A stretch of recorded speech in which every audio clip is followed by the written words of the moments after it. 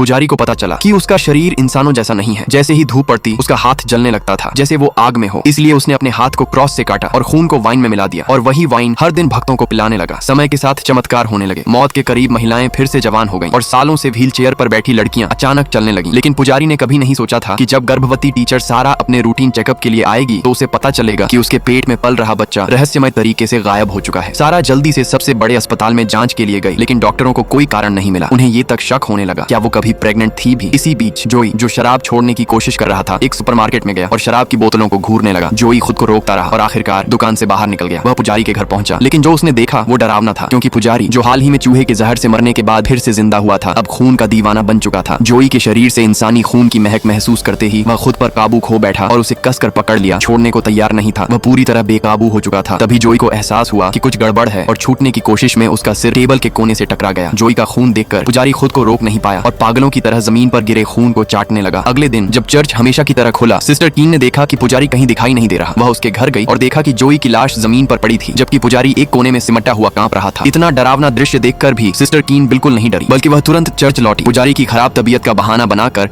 उस दिन की क्लास रद्द कर दी।